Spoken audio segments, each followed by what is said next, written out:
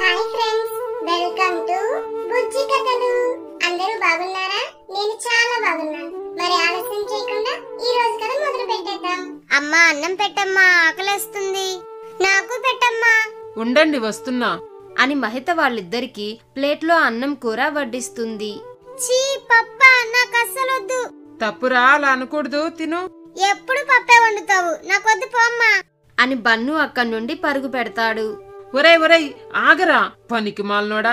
గంటల తరబడి కష్టపడి వండితే ఒక్క ముద్ద కూడా తినకుండానే వెళ్ళాడు. ఈ మాత్రం అన్నం దొరక్క రోడ్డు పక్కన ఎంతమంది అల్లాడుతున్నారు. కమ్మగా వండి టయానికి వడ్డిస్తుంటే తినడానికి నొప్పి వీడికి.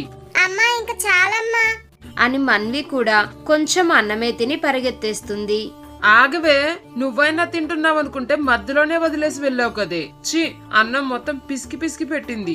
ఇప్పుడు ఎవరు తింటారు? ఇది పడేస్తే పోద్ది అనుకుని మహిత అన్నం పడేయడానికని వెళ్లబోతుంది.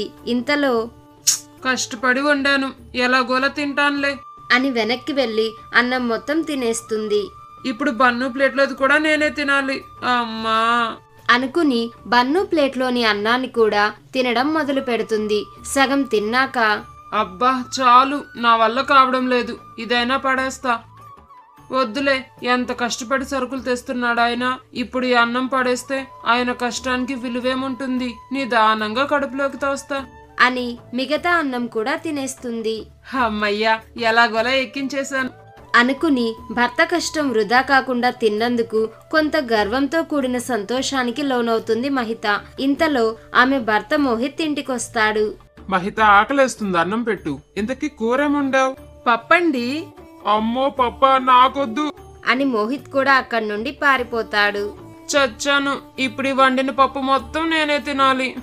ఇలా మిగిలింది సగిలింది తినే ఎంత లావైపోయాను. ఛీ అని ఏడుపు ముఖం పెట్టుకుంటుంది మహిత. ఇలా మీ ఇంట్లో వాళ్ళకు కూడా నచ్చని వంటకం ఏదైనా ఉంటే కమెంట్ చేయండి. ఈ కథ కనుక మీకు నచ్చినట్లయితే వెంటనే ఈ వీడియోని లైక్ చేయండి. ఇలాంటి మరిన్ని మంచి మంచి కథల కోసం మన బుజ్జి కథలు యూట్యూబ్ ఛానల్ ని సబ్స్క్రైబ్ చేసుకోండి. Thanks for watching.